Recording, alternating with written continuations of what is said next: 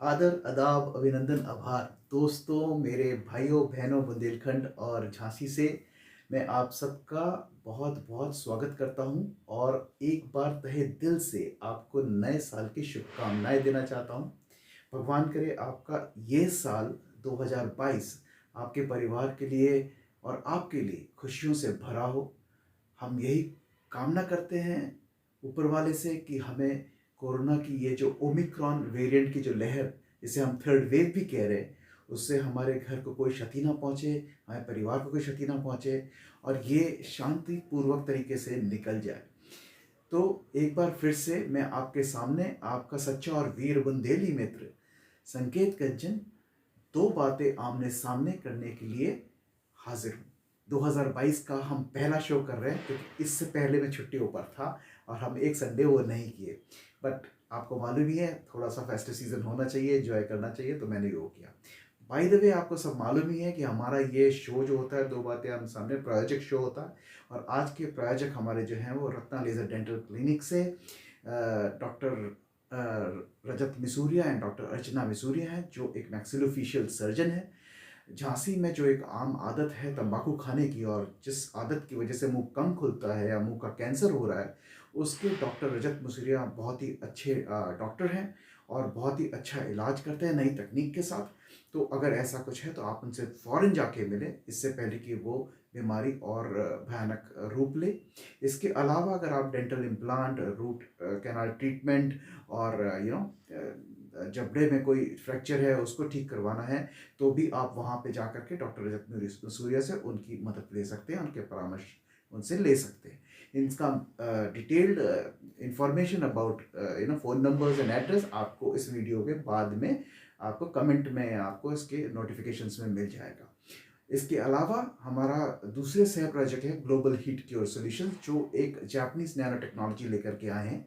ये अंदर का वातावरण गर्म रखते हैं सर्दियों में और गर्मियों में ठंडा रखते हैं, ताकि एसी ज़्यादा ना चले और गर्मियों में आपका बिजली का बिल बहुत बचे और एसी जो आपको सर्दियों में चलाना पड़ता है अपने कमरे के तापमान को रेगुलेट करने की, इसकी ज़रूरत आपको ना पड़े। आप एक आरामदायक वातावरण में बिना जैकेट के टी शर्ट में रह सकते हैं। नैनो टेक्नोलॉजी बेस्ड कोटिंग है। इनका फ्री डेमो करने के लिए आप इस दिए हुए नीचे नंबर जो आएगा नोटिफिकेशन पर, उस पर कॉल करके आप फ्री डेमोन्स्ट्रेशन ले सकते हैं। आइए चलिए आप सीधे चलते हैं हमारे वीडियो के ऊपर। अभी गत कुछ दिनों में हमने देखा, एक इन्फॉर्मेशन आई थी हमारे झांसी के ऊपर कि 28 दिसंबर की ये बात है, जब हमारे चीफ मिनिस्टर, हमारे राज्य मंत्री मिस्टर योगी आदित्यनाथ जी ने ये बोला कि हम झांसी स्टेशन का नाम बदल कर वीरांगना लक्ष्मीबाई कर रहे हैं। तो हम सब ने पढ़ा।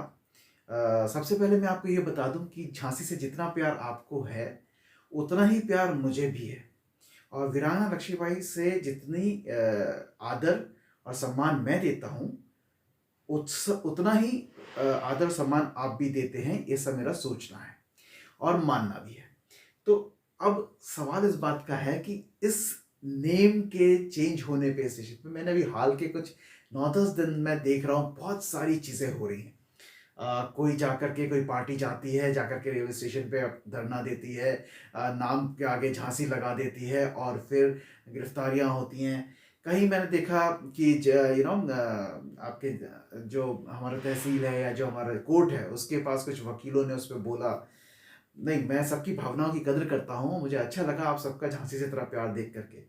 पर कहीं ना कहीं मुझे और मैं आपको बता दूं, मुझे झांसी से कोई दिक्कत नहीं है, ना मुझे वीरांगना लक्ष्मीबाई नाम से है। दोनों ही नाम, क्योंकि आप भी जानते हैं मैं भी जानता हूँ, ये एक सिक्के के दो पहलू हैं, ठीक है ना। तो हम झांसी की बात करें और वीरांगना लक्ष्मीबाई की बात ना हो, या हम वीरांगना लक्ष्मीबाई की बात करें और झांसी का उसमें जिक्र ना हो, तो ये पॉसिबल नहीं है, ठीक है ना सर। पर क्या हुआ, क्यों हुआ, इसको थोड़ा, क्योंकि मैंने इतनी सारी चीजें सुनी तो मुझे लगा कि मुझे थोड़ी सी इस पे बात करनी चाहिए, क्योंकि झांसी से तो मैं भी हूँ, थोड़ा इतिहास मैं भी जानता हूँ और ये अब जरूरी हो जाता है कि मैं कुछ चीजें यहाँ पे क्लियर करूँ जो मुझे अभी तक समझ में नहीं आ रहा है, कई लोगों को क्लियर नहीं है। सबसे पहली चीज, अगर आप देखें झांसी से पुराना भविष्य जो है हमारे, थोड़ा इतिहास में मैं जा रहा हूँ, ये जरूरी है आपको बताना और इससे कई सारी चीजें क्लियर होगी। झांसी से आप थोड़ा सा करीब जाते हैं तो एक जगह है जो कहलाती है ओरछा। ये जो ओरछा जगह है ना साहब, इसका इतिहास आज के हमारे झांसी से पुराना है। क्या आपको ये मालूम है? आप ये इतिहास में चेक कर सकते हैं। आप ये थोड़ा सा विकिपीडिया एनसाइक्लोपीडिया पढ़ेंगे तो आपको उसमें सामने आ जाएगा, तो इसको चेक कीजिएगा। अब मैं आपको जो बताना चाह रहा हूँ ध्यान से सुने।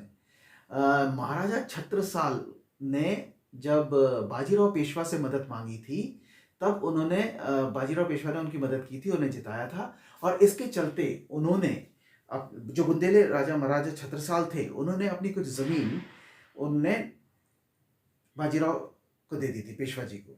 अब बाजीराव पेशवा जी के लिए पॉसिबल नहीं था कि वो पुणे से यहाँ पर आकर के उसको संभालें, इसलिए उन्होंने अपने जनरल्स को वो जगह बांट दी। और उसमें सबसे पहले आया नेवालकर परिवार।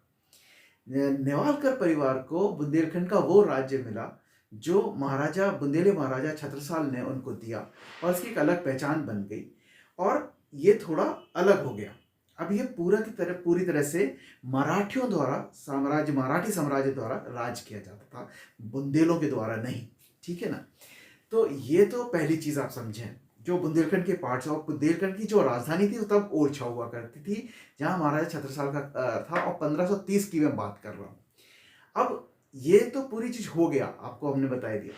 1530 में जब ओरछा के महाराजा थे जो रुद्र प्रताप सिंह, वो राजा से ओरछा का पूरा वो चलता है, कहानी चलती है। अब मैं वो क्यों बता रहा हूँ आपको, बहुत जरूरी है। ओरछा के जो महाराज रुद्र प्रताप सिंह थे, उन महाराज के वो गौरकुंडा से आए थे, और उन्होंने ओरछा में यहाँ पे अपना बेतवा के किनारे उन्होंने अपना ये किला बनाया था, ये सोच करके कि यहाँ से हम जो बुंदेले वो है पूरी साम्राज्य है उसको अच्छे से कंट्रोल कर पाएंगे और नजर रख पाएंगे। तो ये उनका ऐसा सोचना था। अब उनके दो पुत्र थे, भारती चंद और मधुकर शाह। तो ये दो लोगों की काफी अफगानियों के साथ और अकबर के साथ काफी लड़ाइयाँ हुई, और उस चक्कर के चलते उनका उसमें वो हुआ, वीरगति को प्राप्त हुआ वो। तो अब जब ऐसा हुआ तो काफी कुछ जो हमारे वो थे भारती चांद नहीं रहे, और उनके चूंकि कोई वारिस नहीं था, तो उनके छोटे भाई मधुकर शाह ने उस गद्दी को संभाला। मधुकर शाह ने बहुत लड़ाइयाँ लड़ी अकबर के उसमें, और फिर 1870 की बात रही होगी, सॉरी 1870 कह रहा हूँ, 1578 की बात रहेगी, 1578 कि 1530 को तो पूरा ये महाराजा छत्रसाल आए थे, सॉरी राजा रुद्र प्रताप आए थे, और उन्होंने 1531 से रेन शुरू किया था ओरछा के अंदर राजधानी बना करके शासन करना। 1578 के आते आते अकबर से जो उनके छोटे पुत्र थे मधुकर शाह जी, वो हारे, और उनका काफ़ी कुछ एरिया उनके अंडर में आ गया, और मधुकर शाह ने उनकी उसमें उनकी छत्रछाया में अब ये पूरा एरिया उनको देने के बाद उस पर राज किया। तो ये मैं आपको क्यों बता रहा हूँ, उसका रीज़न ये है कि वहाँ से शुरू होता है मुगलों का एक तरीके से कंट्रोल ओवर ओरछा। तो बुंदेलखंड में एक ऐसा एरिया रहा है ओरछा, जहाँ कंट्रोल्ड वे में रेजिम में ओरछा को रखा गया है, जो पूरी तरह से मराठाओं के साथ नहीं रहा कभी, उसमें थोड़ा बहुत मुगलों का साथ रहा। अब ये तब की बात है जब 1531 में हुआ। इसके बाद अगर आप देखें, बुंदेली जो राजपूत चीफ थे, जो बाद में अकबरनामा में तो लिखा हुआ है कि अकबर के अंदर में सारी ये सब जमीनें चली गई। जहांगीर के साथ में वहां पे बुंदेले राजा के जो वो थे वैसल थे। अब वैसल क्या होते हैं? जो उनकी डायनेस्टी संभालते हैं, उनकी जमीन जायदाद संभालते हैं, और उसके वो शासक कहलाते हैं। तो वो थे बुंदेली राजा वीर सिंह जी देओ। वीर सिंह जी देओ की बहुत अच्छी एक रिलेशनशिप थी जहांगीर के साथ, और इसलिए वो एक बार आना भी चाहते थे जहांगीर, तो उन्होंने जहांगीर महल बनवाया वहाँ, लेकिन वो आ नहीं पाए फॉर सम रीज़न, और वो ऐसे ही पड़ा रहा। जहांगीर महल की जो खास बात है उसमें ये भी है कि वो मुगल आर्किटेक्चर और बुंदेला आर्किटेक्चर दोनों मिला के बनाया गया, तो ये भी उसमें अच्छी चीज़ देखी जाती है। वीर सिंह जी देओ के चलते ही ओरछा अपने परचम पे था, जब वहाँ का शासक बहुत मजबूत था, वहाँ पे कलाकृतियाँ बहुत अच्छी बनी, और उन्होंने ही ये कदम लिया जब उन्होंने 1605 में एक शहर या एक क्षेत्र जिसे हम कहते हैं शंकरगढ़ या बलवंत नगर में बांगड़ा पहाड़ियों पर एक किला बनवाया। ध्यान से सुने आप, तो शंकरगढ़ या बलवंत नगर क्षेत्र में एक किला बनवाया उन्होंने बांगड़ा पहाड़ियों के ऊपर। अब वो बांगड़ा पहाड़ियों के ऊपर जब उनके जो सेवक थे वो उन्हें ले गए ओरछा के अपने महल के सबसे छत पर, और दूरबीन से उन्होंने कहा देखिए वो वहाँ एक वो बन रहा है, किला बन रहा है जो आपने कहा था। तो जब उन्होंने देखा महाराज वीर सिंह जी देव ने, तो उन्होंने बोला हाँ भाई कुछ झांसी दिख तो रही है। नाउ उनका कहने का मतलब था कि ब्लर्ड इमेज, कुछ दिख रही है, धूल सी उठती हुई झांस, तो ब्लर्ड इमेज। लेकिन उस किले का नाम फिर झांसी पड़ गया, और उसके आसपास का एरिया जो एक जमाने में बलवंत नगर या फिर शंकरगढ़ कहलाता था, वो झांसी में तब्दील हो गया। अब ये तो बात हो गई नामांकरण की। तो झांसी का जो नेम आया वो यहां से आया, और ये आपको झांसी की विकिपीडिया, झांसी के इतिहास में मिल जाएगा। तो ये तो हो गया झांसी का इतिहास। तो बलवंत नगर और शंकरगढ़ चेंज होकर झांसी बन गया। ठीक है साहब, अब ये यहां की बात तक तो ठीक था। इसके बाद आप ये देखिए साम्राज्य झांसी भी चलता रहा, नेवालकर चलाते रहे वहां पे मराठियों के थ्रू, और यहाँ पे बहुत सारे वीर सिंह जी देव जाने के बाद कड़वाहट आ गई मुगल साम्राज्य और बुंदेलों के बीच में, जिसमें काफ़ी लड़ाइयाँ हुई, फिर हार जीत होने लगी इन लोगों के बीच में, कुछ लोगों ने रिबेल कर दिया, ये सब चलता रहा। इस बीच में अपना झांसी भी बनता रहा, अपना किला जो यहाँ का बनता रहा, ये सब चीज़ चलती रही। एक वक्त आया जब ब्रिटिश अंपायर आ चुका था, और उस ब्रिटिश अंपायर का जो काल था वो 1848 के वक्त की बात मैं कर रहा हूँ। तब यहाँ पे ओरछा में एक राजा होते थे, उसी परिवार से जो नीचे आ रहे थे, हमीर सिंह नाम से। 1848 की बात कर रहा हूं मैं। ये 1848 में महाराज हमीर सिंह जी ने एक सपना देखा दतिया के साथ मिलके कि क्यों ना हम झांसी पे चढ़ाई करें और झांसी को जीत लें, और जब जीत जाएंगे तो दतिया और ओरछा के बीच में झांसी का पूरा क्षेत्र बांट देंगे बराबर बराबर। तो दोनों फोर्सेस ने मिलके, दोनों की सेनाओं ने मिलके, दतिया और ओरछा ने मिलके झांसी पे हमला किया। तब हमारी हीरोइक लेडी जो थी महारानी लक्ष्मीबाई, उन्होंने हमारी झांसी की आन बचाई, उन्होंने वो लड़ाई जीती, और उस जीतने के बाद से हमारे दतिया से और ओरछा से रिश्ते अच्छे हुए। तो अब आप अगर देखें झांसी में, आपको अच्छी तरह से मालूम है हमारे महाराज गंगाधर राव नेवालकर या हमारे आनंद राव या दामोदर राव जो उनके पुत्र थे, उनकी हिस्ट्री में कितना बड़ा महत्व है ये आप सब जानते हैं। लेकिन महारानी लक्ष्मीबाई ने आते ही साथ अपनी गरिमा खुद बनाई। वो आई बिठूर से, वो आई बनारस से, पैदा हुई बनारस में, बिठूर में उनका पेशवा जी के वहाँ उसमें उनको छबीली के नाम से उनको नामांकन हुआ, उन्होंने वहाँ शिक्षा दीक्षा लिया, वॉरियर बनी, और उन्होंने आते ही साथ यहाँ पे ऐसे बड़े बड़े कारनामे किए कुछ, जिससे उनने महारानी का अपने ऊपर तमगा लोगों से विश्वास से जीता। ये है हमारी महारानी लक्ष्मीबाई, जिन्होंने पहले तो हमारी इज्जत बचाई ओरछा से और दतिया जैसी लड़ाइयाँ जो उनकी दोनों की ताकत मिल करके एक सेना से लड़ करके हमारी झांसी को बचाया विभाजन होने से। तब ये झांसी फेमस हुआ, तब ये झांसी बना, और उसे कौन बनाता है? महारानी लक्ष्मीबाई। अब महारानी लक्ष्मीबाई का ये कहना कि मैं अंग्रेजों से कि मैं अपनी झांसी नहीं दूंगी, ये उनका झांसी के प्रति प्यार के साथ साथ उनके पति जो गंगाधर राव नेवालकर थे, उनका लगाव जो झांसी से था, उसको एक समर्पण है उनका। लेकिन हमारी समर्पण किसको है? मैं ये नहीं कह रहा कि झांसी को नहीं है, हमारा ज्यादा बड़ा समर्पण है जो है झांसी की आन बान शान बनाने वाली महारानी लक्ष्मीबाई, वीरांगना लक्ष्मीबाई है। तो अगर कोई एक चीज उनके नाम पे हो रही है तो इतना राजनीति क्यों है भैया? इतना जोर शोर क्यों मचा रखा है भैया कि हम झांसी कैसे हटा सकते हैं? भाई एक झांसी दिख रही है, उससे झांसी बन गया। झांसी ने नाम कमाया, जो सारा नाम कमाया इतिहास में वो आपकी वीरांगना लक्ष्मीबाई है, और आपने उनके नाम पे सिर्फ एक पार्क रखा हुआ है, म्यूजियम रखा हुआ है। कितने लोग जानते हैं झांसी में आकर के, जो टूरिस्ट आते हैं बाहर से, कि ये झांसी किस लिए फेमस है? और अगर जानते भी हैं तो किस हद तक, कौन सी बड़ी कुर्बानी किस हद तक क्या क्या किया उन्होंने, कितने साल से कितने साल में लड़कपन में अपनी अपनी पूरी जिंदगी उन्होंने दे दी इस शहर के लिए, इतना बड़ा त्याग तक जानते हैं। वही मैं कहना चाह रहा हूं।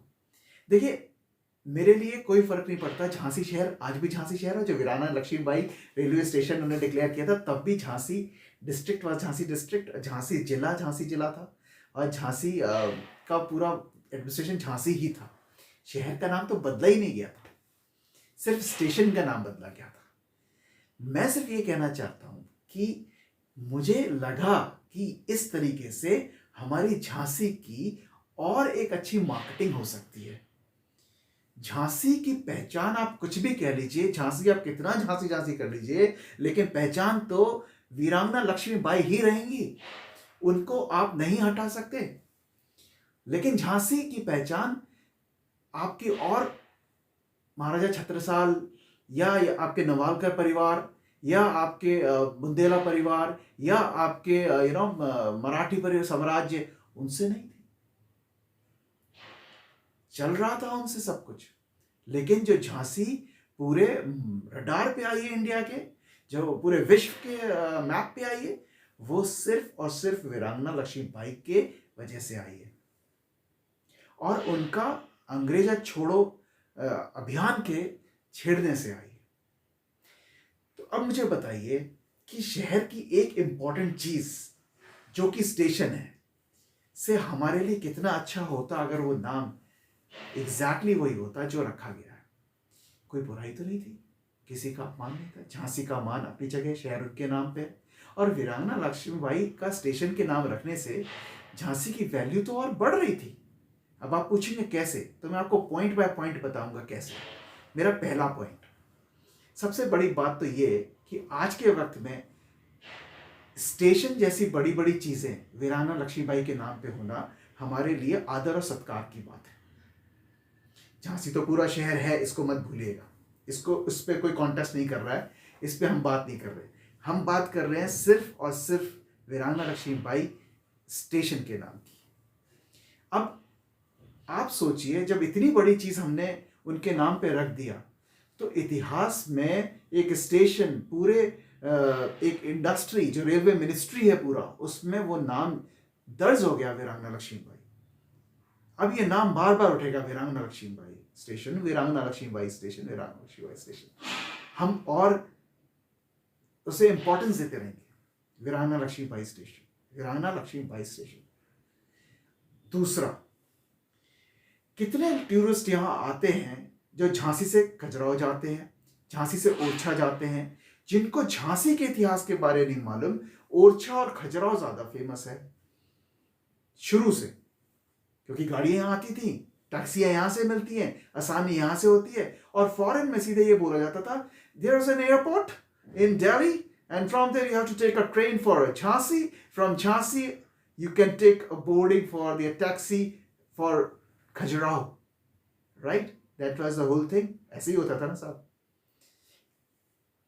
एयरपोर्ट से उतरिए दिल्ली, दिल्ली से ट्रेन पकड़िए झांसी के लिए, झांसी से स्टेशन से आपको मिलेगी टैक्सी, सीधे खजुराहो ले जाएगी। कौन रुका झांसी में? किसने पढ़ा झांसी के बारे में? और पढ़ा भी तो क्या पढ़ा, जो लिखा था कितना नहीं।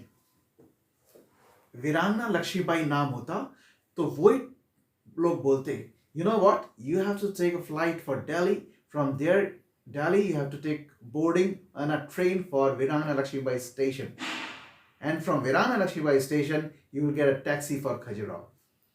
प्लेन लीजिए, प्लेन से दिल्ली आइए, दिल्ली से ट्रेन करना पड़ेगा आपको वीरांगना लक्ष्मीबाई स्टेशन के लिए, और वीरांगना लक्ष्मीबाई स्टेशन से आप जाएंगे खजुराहो। इतने में इस नाम सुन के वीरांगना लक्ष्मीबाई, कितने टूरिस्ट पूछते कि ये वीरांगना लक्ष्मीबाई के नाम पे स्टेशन क्यों है, इसके आगे खजुराहो तक क्यों नहीं। अब एम्फेसिस किस पे जा रहा है? झांसी पे भी, झांसी तो बाद में आएगा, वीरांगना लक्ष्मीबाई पे तो जा रहा है ना। अब वीरांगना लक्ष्मीबाई पे जब एम्फेसिस जा रहा है तो लोग पूछेंगे कि वीरांगना लक्ष्मीबाई का जो नाम पे स्टेशन है, ये कौन महानुभव है, ये कौन है, इनका नाम पे स्टेशन क्यों है, पूछेंगे कि नहीं? और आप खुद ही सोचे, जब आपके पास चांस होगा बताने के लिए कि वीरांगना लक्ष्मीबाई कौन है, मैं हर एक झांसी और बुंदेलखंड के हर एक युवक से, हर एक सीनियर सिटीजन से, हर एक महिला से क्वेश्चन करूंगा, क्या आप ज्यादा अच्छा बता पाएंगे कि वीरांगना लक्ष्मीबाई कौन है या कोई बाहर का? क्योंकि इतिहास के पन्नों में तो वीरांगना लक्ष्मीबाई का जिस तरह से शौर्य बताया गया है, उतना मैंने आज तक अपनी पढ़ाई के लेसन्स में, हिस्ट्री की क्लासेस में तो नहीं पढ़ा। कि मैं अपनी झांसी नहीं दूंगी, जब आप बोलोगे उसका इफेक्ट क्या पड़ेगा सिटी के नाम के ऊपर। और जब आप बताओगे उन्होंने पूरी एक वुमेन फ्लीट ऑफ आर्मी तैयार की थी उस जमाने में, तब जब वुमेन एम्पावरमेंट तो छोड़ो, लोग वुमेन्स को सिर्फ एक शादी ब्याह और परिवार बढ़ाने के लिए सोचते थे, तब उन्होंने वो चीज सोची थी। आप किस तरह से इमेज बना रहे हैं अपने लीडर के बारे में, शहर की इमेज अपने आप उससे बन जाएगी, क्योंकि शहर का लगाव तो उन्हीं से था, उन्हीं ने शहर को बनाया।